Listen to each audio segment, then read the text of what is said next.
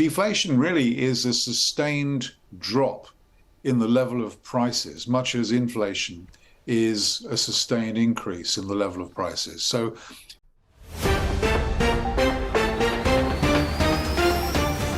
संदेहों का समाधान, चीन में अधिक डिफ्लेशन को दूर करना।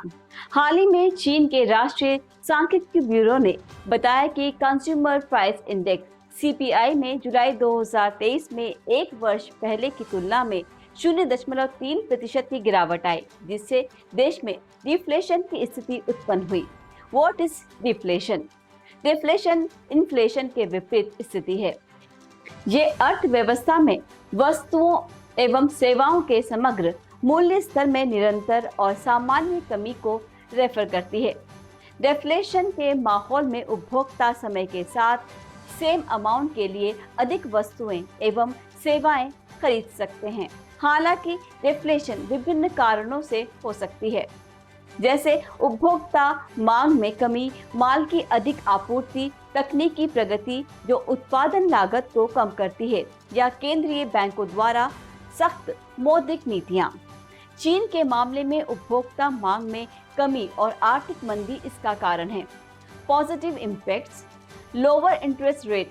डिफ्लेशन की स्थिति में केंद्रीय बैंक उधार लेने तथा व्यय के लिए प्रोत्साहित करने हेतु ब्याज दरें कम कर सकते हैं। Improved saving incentives. Deflation saving को एनकरेज कर सकती है क्योंकि समय के साथ पैसे का मूल्य बढ़ता है। सेवर्स के पैसे के मूल्य में वृद्धि की अधिक संभावना होती है, जो उन्हें भविष्य के लिए और अधिक बचत के लिए प्रोत्साहित कर सकती है। Favourable for fix income beneficiaries. जो लोग फिक्स इनकम हेतु निवेश पर भरोसा करते हैं, जैसे कि पेंशन योजना या निश्चित वार्षिक वाले रिटायर्स, डिफ्लेशन से बेनिफिट हो सकते हैं, क्योंकि पैसे का मूल्य बढ़ता है जिससे उसकी निश्चित आय में रिलेटिवली अधिक वृद्धि होती है, जिससे उन्हें आय का एक स्टेबल एंड रिलायबल सोर्स मिलता है। Negative impacts. Downward spiral economic constructions. जब कंज्यूमर को कीमतों में गिरावट की आशंका होती है तो वो खरीदारी में देरी करते हैं, जिससे वस्तुओं एवं सेवाओं की मांग कम हो जाती है। मांग में कमी से प्रोडक्शन में गिरावट की स्थिति देखी जा सकती है। Drive down business revenues. कम कीमतें बिजनेस रेवेन्यूज को कम कर देती हैं, जिससे मुनाफा और निवेश कम हो जाता है तथा संभावित रूप से अधिक बेरोजगारी होती है, क्योंकि मांग में कमी के कारण कंपनियां उत्पादन कम कर देती है। Expensive service debate.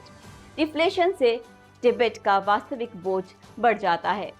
जैसे जैसे कीमतें गिरती हैं, ऋण का मूल्य स्थिर रहता है या वास्तविक रूप से बढ़ जाता है। इससे व्यक्तियों, व्यवसायों और सरकारों के लिए अपने ऋण दायित्वों का प्रबंधन करना अधिक कठिन हो जाता है। What caused deflation in China? Chinese economy एक साल से अधिक समय से संघर्ष कर रही है। सबसे प्रमुख कारण उसकी heavy handed zero Covid policy थी, जिसमें कोरोना वायरस के प्रसार को रोकने के प्रयोग में पूरे शहरों को कभी कभी हफ्तों के लिए बंद कर दिया गया था।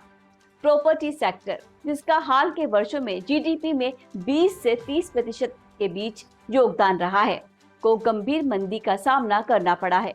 कई प्रमुख डेवलपर्स अपने डेबिट्स का भुगतान करने में असमर्थ हैं और कई प्रोजेक्ट्स अधूरे रह गए हैं। यंगर वर्कर्स के बीच बढ़ती बेरोजगारी भी एक अन्य समस्या है।